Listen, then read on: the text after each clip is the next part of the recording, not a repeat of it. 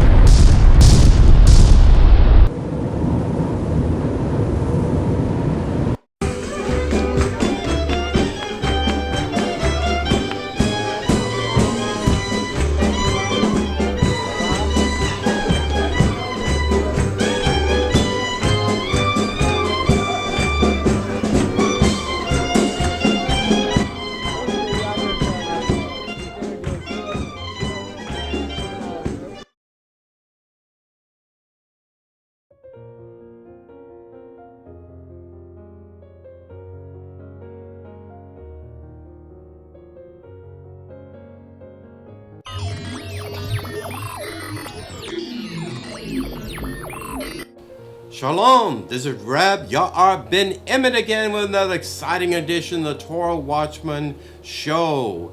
Shavua Tov, if you're listening to this Haftarah's rendering from the books of Judges. Yes, we don't talk enough about the Judges, but we correlate certain passages given our various Torah cycles for the parashat. For instance, for Chakad or Barak, we talk about a judge, an individual that you would never think would amount to anything. His name, as translated in Hebrew, is actually Jephthah or Jephthah. If you want to use the J, remember there's no J sound in Hebrew. Okay, so let's get started since our time is short and sweet. Thank you so much for listening again to the Torah Watchman show. I want to remind you to please subscribe.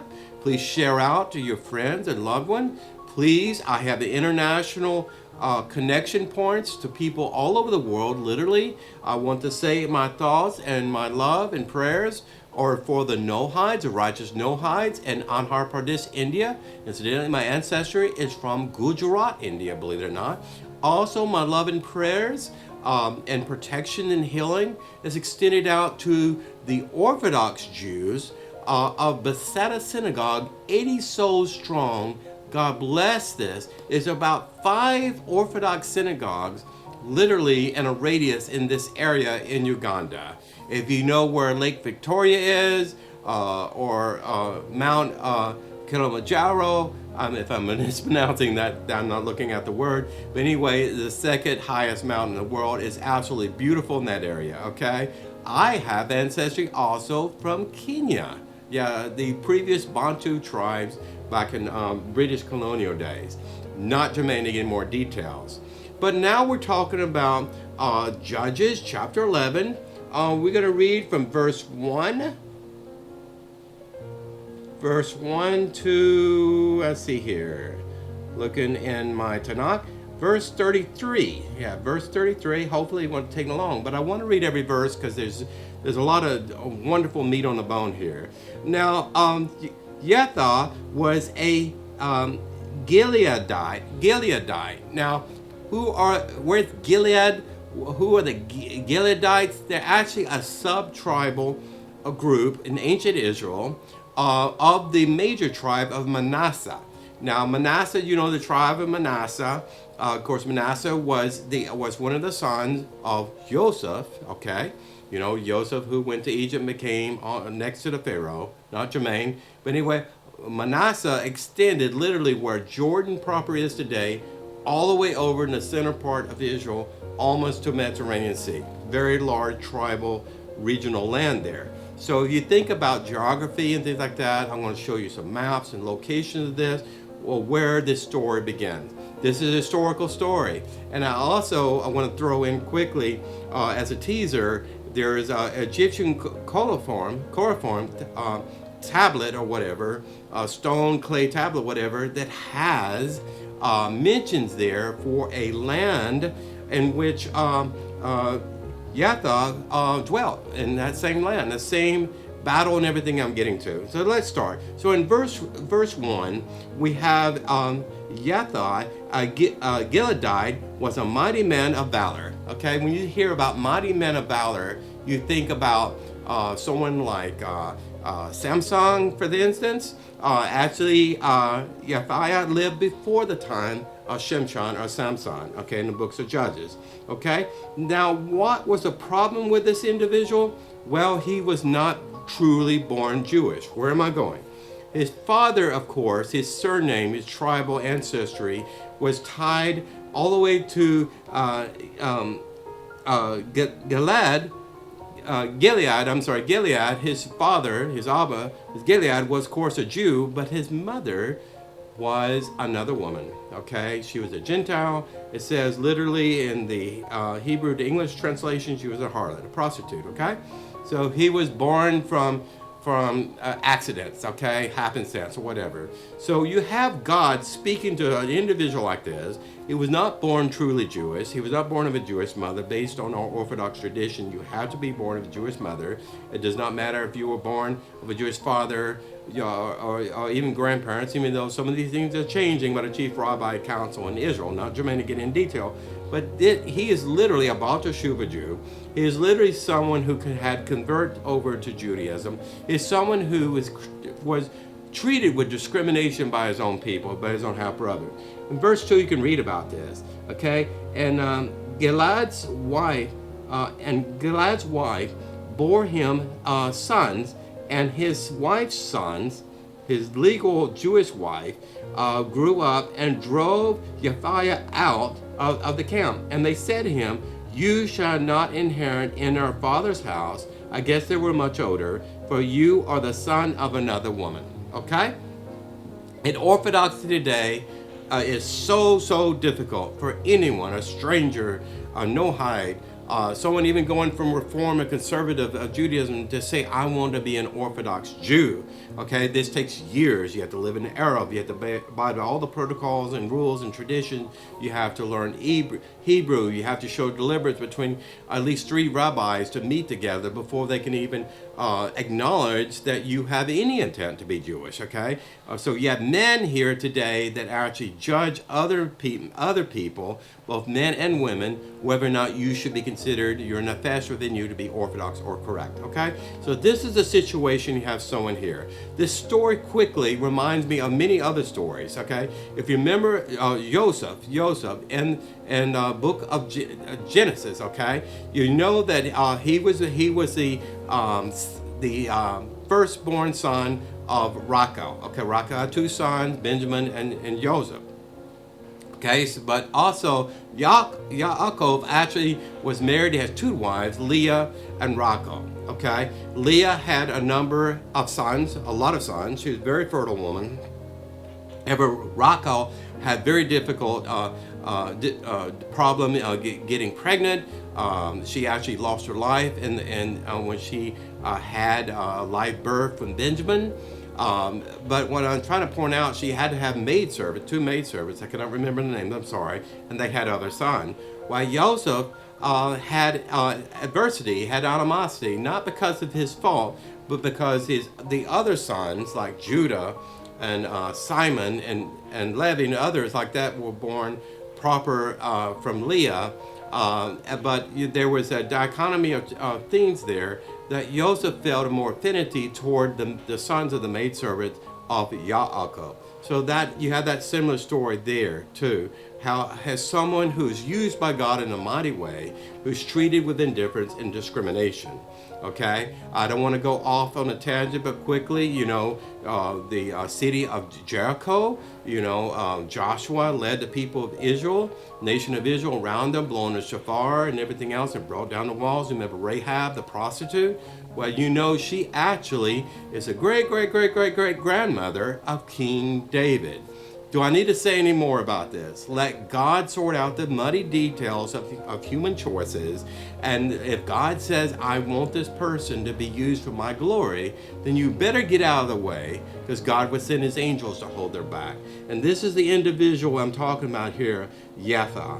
Okay, so he's driven out into a different land, the land of Tob. Tob is not really known where it is in today since ancient Israel times. I'm talking about ancient Israel. I'm talking about approximately, I'd say 3,300 years, more or less. Okay, I'll go. And this heavily land of Canaan has not been conquered properly by the Jews yet. But he went to the land of Tob. He also had not disciples, but it says idle men. Men did not know what to do. They had a following. They liked him. He said he was a man of valor, and it means he probably fought in some skirmishes and with other military conflicts, maybe on the front line, bow and arrow and that kind of thing. So he was well respected, even though he was not born correctly from a Jewish mother. As the ever indication, the book of Judges, that he loved the Lord his God. Just like Gideon, he loved the Lord his God, and he believed in the Torah, he believed in Jewish laws and things of that nature.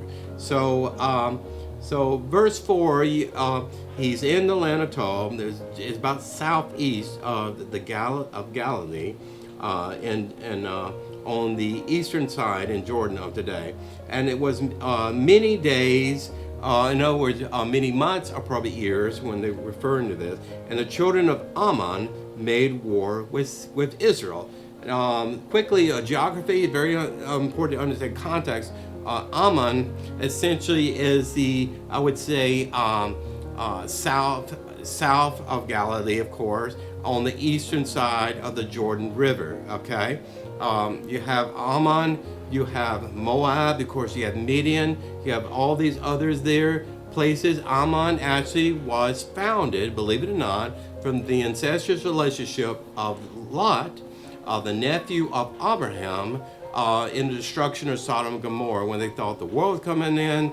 Well, his daughters actually, they lost their husbands and they thought they had to use their father to form a new nation. They did not know anyone was alive, not germane, but anyway, that incestuous relationship was not blessed by God, believe it or not, but God had protections on all the descendants of Lot, namely Ammon. So he forbade Israel, forbade Moshe and Joshua to go in and attack the Ammonites.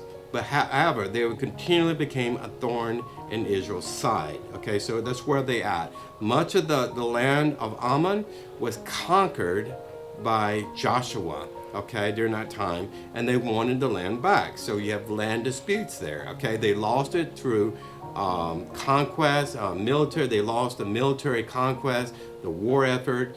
Israel claimed the booty, the treasure in the land and everything else, moved their sheep and herds and everything else to those grassy fields. But Ammon wanted the land back. So they had, just like the Palestinians and Arabs want the land back that Israel won lawfully. Of course, Israel was in the land before the so-called Palestinian Arabs. They had all these territorial disputes going on today. The UN to this day thinks that all the Jews there are illegally occupying Palestinian land. Not germane to get any more detail on this. However, this land was given to Israel, the nation of Israel. Okay, why? Because initially they forbade Moshe and the nation of Israel to go through a mountain pass in a valley, whatever, between mountain peaks and things like that, to go to the promised land. Okay, so there was a conflict there, and it's a historical thing. I think it's about 300 years or so, correct me if I'm wrong, after the time of Moshe and Joshua.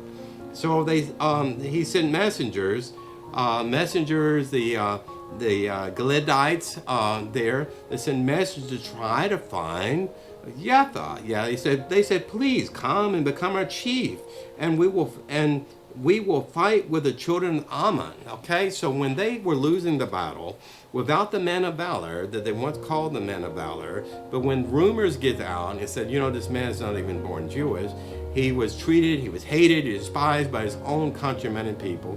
So he went in isolation with his followers to an own community, way from where he grew up, okay? He pretty much would not feel comfortable at his home. And now you have the same people, the haters of him. You're not Jewish enough for us, but now you're Jewish enough for us to win the battles for us. Kind of hypocritical, but doesn't this sound like many of the conversations that you hear today between Orthodox rabbis and Reformed Jews that want to clean up their life, or Nohais that want to be recognized as Jewish apprentices, or just people that want to convert to Orthodoxy, okay? You hear about this all the time, this kind of discord, okay? So Jephthah said to the elders of Gilead, do you not hate me and drive me from my father's house? So he regurgitated his resentment. He had righteous indignation against them, okay? It's human to feel this way. So why have you come to me now when you're in distress? He's speaking truth right there, okay? Verse 8, it says, and the elders of Gilead said to Jephthah, therefore we return to you now, and you shall go with us, and you will fight with the children of Ammon, and you shall become our head over all the inhabitants of Gilead. Do you hear anywhere I just read you an apology? I don't hear it. They said, let bygones be bygones. The need for the nation is more important than our disagreements of past, and that's probably true, okay? But the Lord God is moving the chess pieces of these people's lives right now, okay? So there was a compromise. In verse 9, Jephthah said to the elders of Gilead, if you bring me back to fight with the children of Ammon, and the Lord the Lord our God delivers them before me, I will become your head. The head means I will be your head chieftain, like a king, or in this case, a judge of Israel, okay? Many people don't even know Jephthah. They don't even heard this story, especially Christians have not heard this story. But when I get to the ending here, it will probably ring a bell. Just bear with me, okay? So they essentially asked, implored, they almost, they were being very imperative with this, you must come with us, because it was a critical situation, okay? So then they answered him, and the elders of Gilead said to Jephthah, the Lord shall bear witness, it's like a contract, bear witness of us, if not according to your word, we will do. Exactly. So this is a faith promise. Verse 11, and Jephthah went into the elders of Gilead, and the people appointed him as a head and chief over them, probably olive oil, sprinkling of water or something like this, in a kind of a kingly role. Jephthah spoke all of his words before the Lord in Mizpah. So he was sent to the Lord in Mizpah to tell the king there to try to use diplomacy there to avoid war and loss of life. This was his genius of strategic planning. He could have just overtly with sword and shield and javelin and going and attacked the Ammonites, okay, and hope for the best. But he wanted to avoid the conflict. He wanted to find out what the conflict was about historically. That may have not been given to him when he was growing up, okay? So very interesting here. So and Jephthah sent messengers to the king of the children of Ammon in Mizpah, in that area, in Ammon. And what is between me and you? You have to come to fight in the land. So they wanted them to speak for themselves instead of listening to innuendo, rumor, and propaganda. A lot of this happens in conflict and war, military conflict, is propaganda. Propaganda can be truthful, it could be probably exaggerated truth, it can be completely false, and it gets people killed if you don't know the facts. This is what he was doing in his strategic planning, okay? So in verse 13, the king of the children of Ammon said, the messengers of Jephthah, Jephthah would not actually go there by himself. He actually sent emissaries speaking on behalf. These were people that would follow him when he was exiled from his father's camp. So essentially, because Israel took away my land, that's what the king said. And when they came out of Egypt and Ammon and up to Jabbok, which is a river, and up to the Jordan, and now restored them peacefully. So the king of Ammon did not want to go to war against Israel. This is the land dispute. You hear about land for peace and all this deals in Israel. Well, these are two kingly figures there that were diametrically opposed. And incidentally, Ammon did not worship the God of Israel. They were polytheistic people. They were Canaanites and descendants, remote descendants of Lot. Okay, so in 14, Jephthah continued and sent messengers to the king of children. So you can imagine it took time, weeks or whatever. The messengers went back and forth relaying things. They did not have telephone and teletype. They didn't have carrier pigeon. They literally had to send people appointed as messengers and emissaries, proper official kingly seals and things like this, or rings, to show that their official standing to have these so-called peace talks. Okay. So both sides did not want war, and then Jephthah was trying to talk down the king and try to address a bridge or some sort of compromise solution there. Okay, so and I'll lose my place here. Okay, so the land of Moab and the land of the children of Ammon were at war, imminent war and conflict against the nation of Israel, which was loosely tribal area in between warring Canaanite tribes, as essentially in northern Israel. This is before Jerusalem. There was Jerusalem with Salem, as a Canaanite city. There were a lot. They had limited land they had conquered at the time of Joshua. Okay. So King Ammon relayed, I know the history. You were no one. You were no people. You're slaves. You came out of Egypt, and then you come and make mischief among us. We're living peacefully on our side of the river here, and you come here and try to oppose us and take away our land. Okay, this is what Arabs are saying to Jews today in Israel. Okay. It's ironic how things happening today are directly correlated to things historically that we can find how human beings dealt with these situations in their time about 3,300 years ago, if I would estimate correctly. Okay, so Israel abode in Kadesh during that time. This is going way back when after Moshe and the children of Israel defeated the Egyptian armies, crossed the Red Sea, entered the wildernesses then, and defeated the Amalekites. So word gets around about this, okay? And they had grown by the millions in numbers. So they were a military threat, okay? So in verse 18, he's just relaying history here, and they went to the wilderness. They went around in the land of Edom and the land of Moab, and they came to the east of the land of Moab, and they encamped on the other side of Ammon, and they did not come within the border of Moab, for Ammon was the border of Moab. So again, I told you before, God prohibited Moshe to attack either Ammon or Midian in that area. Okay, Moab and Midian were very close to each other, just different mountain peaks.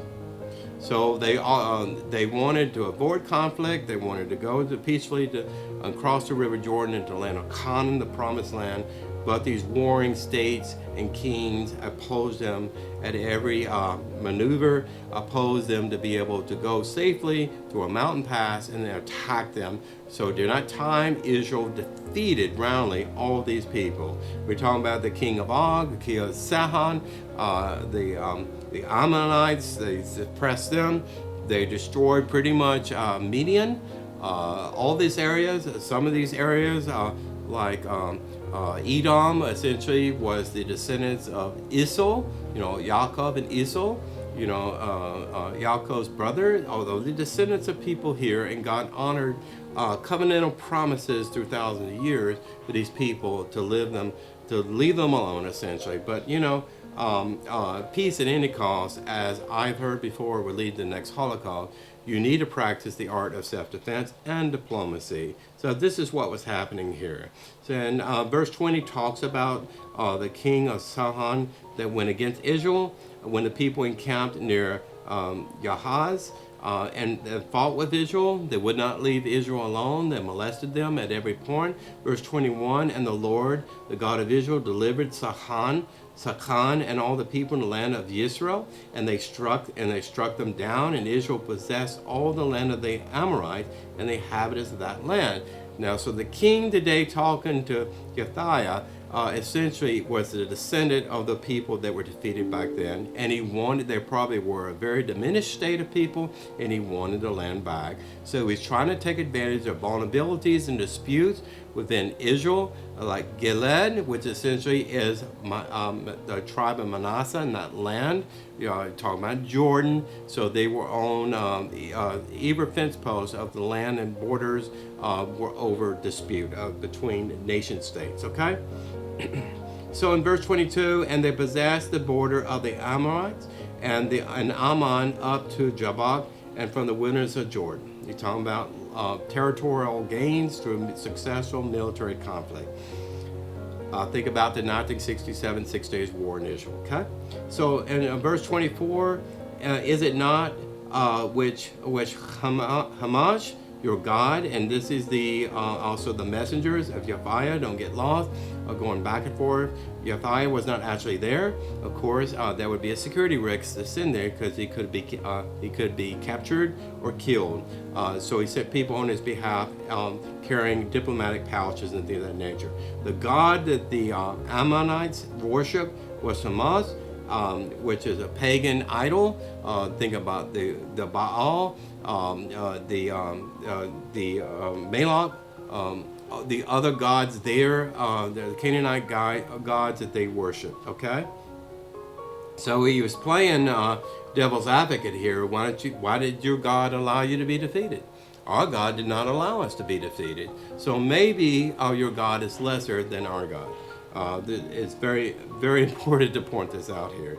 It's not a war between people, it's a war between gods, or perception of gods. Okay, so in verse 25, and now are you any better than Balak, the son of Zippor, who was defeated? Balak was the king of Moab, and had friendships with Midian, and he ever strive with Israel, and he ever fight against them? Of course, these are just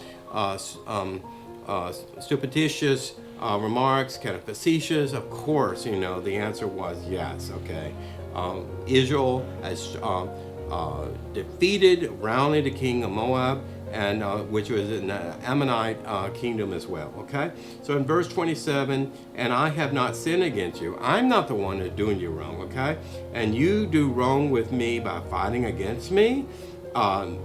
You lost this land through military conflict. You attacked us first. We attacked you and defeated you through self-defense. Okay, so you came against us.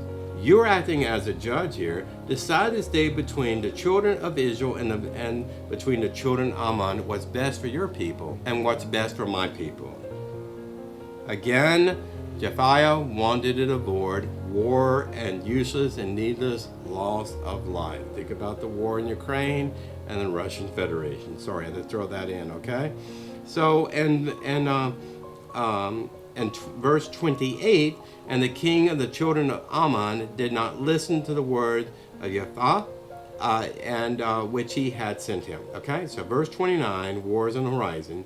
So and the spirit of the Lord Hashem was upon Jephthah, and he passed over Gilead and Manasseh, and he passed over Mizpah of Gilead. Okay, these are mountain passes and bridges, natural boundaries and things like this.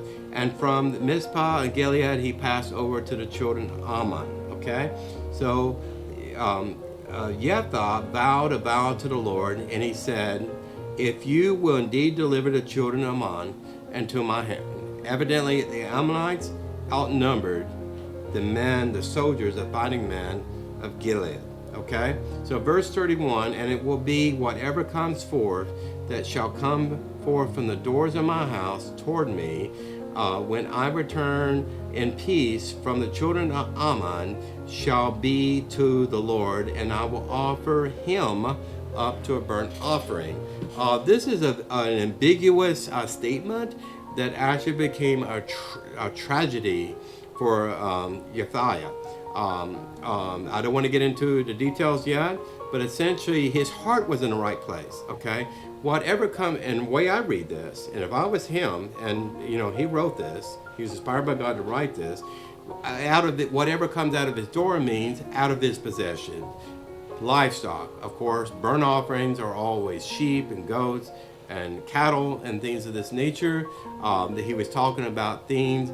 If he had a barley store, grain offerings, all this, anything that comes from his gates, from his door that's released to him to distribute, he would give that to the Lord his God. That was in his mind. Now, bringing this to conclusion, verse 32, and Jephthah passed over to the children of Ammon to fight against them, and the Lord delivered them into his hand. So he defeated the king of Ammon and drove him literally and his remaining troop and people into the mountains, away from the disputed territory. So actually, Jephthah not only protected the land they had gained, they probably gained additional territory. Okay, there were strategic overlooked areas too, they probably occupied too, so that Ammon could not come back and have a strategic advantage to attack Gilead. Verse 33, and he struck from Aroer until you come to Meneph, 20 cities altogether. Like I said, expanded territory. And up to Abel Haramim, a very great slaughter of people. And the children of Ammon were subdued before the children of Israel. Okay? Now this looks like a very happy ending, and it was. I said before that many people, namely Christians, have not heard of Jephthah as a judge. They know about Samson, they know about Deborah and other people like that. What they know about him, if you ask them, if they really read their Old Testament, he's the individual that sacrificed, get this, his virgin daughter. Okay? You can read further on chapter 12, I believe, about this. It's very interesting to bring this to a conclusion. Jephthah actually battled with his own countrymen, the Ephraimites, tribe of Ephraim. You have Ephraim, you have Manasseh, both sons of Joseph. He battled with them because they came to him. He said, you acquired all these cities, you acquired all this booty, all this gold, all this treasure, all the animals and livestock of the Amorites. You did not invite us to come and join you and join in the wealth and glory. And it became so bad that he decided, I don't know what's wrong or right, there was a civil war with his Ephraimites, and several thousand people, Ephraimites, died. First tragedy. Second tragedy, when he came home and he's finished all these battles and everything, he wanted to take off his helmet, shield, and his armor, going to go back home and relax. No telling how many months he was away from home doing all of this, but he was pronounced and ordained as a judge of Israel. He met his daughter with a tambourine, joyfully coming up to see her father, congratulating him on his military victory. Now, that was technically the first thing he saw coming out of his doorway, out of his gate. I'm sure you would have to open a gate to get to the home, to get a community in a city. So this probably, we met her at the gate, or coming from his home, his residence, coming through the gate, something like that. Now, Jephthah, in conclusion, he was shocked, he was terrified, he was mourning. He said, how can my only daughter, he didn't have any sons, he didn't have any other children other than this one young virgin woman, his daughter, and she begs. She said, whatever, you must keep your vow to Hashem. You must keep your vow, but please give me 4 days to say goodbye to my sisters, sisters and friends and cousins and all these people I associate with, grew up with. Let me just mourn with them and cry with them, and tell them goodbye. That story of Jephthah ended at that point. So it's just speculation. Did he sacrifice as a burnt offering his daughter? More than likely, no, it did not happen. God does not condone human sacrifice, believe it or not. Remember, Abraham had thought and was told to bring up Isaac and bind him as a sacrificial offering. God said, do not harm the lad. God would never allow a judge of Israel, after his spirit was upon him in righteousness, okay, to commit an actual abomination of that magnitude, something that the Canaanites would do. He would not allow him to sacrifice his daughter. But there's very interesting in the holiday of Shavuot, you have young maidens, virgins, young girls, I'm talking about grade school girls. They take baskets of fruit and vegetables and grain, have flowers and wreaths in their hair. They go across the fields, they dance, they're playing tambourine. That celebration today in Israel during the time of Shavuot came from this young lady for 4 days, went away from her father's home and went out with her friends, to try to reconcile what was happening with her life and thinking that her life was coming to an end. Well, God has the final judgment, right? I hope this message has meant something to you. It talks about an individual that was not born of a Jewish mother, who was treated with discrimination and hatred by his own countrymen, his own half-brothers, per se, his own family. He did not feel welcome in his own father's home. He left in isolation. But sometimes you have to go in isolation to see clearly, right? Anyway, the King of the universe chose this individual, Jephthah, to be judge of Israel despite his Jewish ancestry, despite he was not born of a Jewish mother, he was born of a harlot, okay? And that is not something you brag about, but God was bragging about this individual before his own countrymen to become a chief, go from a man of valor, who fought on the front lines, who, as a loyal soldier, to be judge and pretty much king over Israel for that period of time in which he was ordained as judge. This is ben-Emmett signing out. Please share the knowledge of wealth and truth. And to everyone you know, let people know that I'm a lighthouse on the hill that will not be hid. I'm not politically correct. I will always do my best to give you the gospel truth, right? The Emmett truth, to read and the things that inspired and touched my heart, like today in synagogue, to share this with you and try to espouse these inner truths in the book of Judges. Take care. Shalom Aleichem.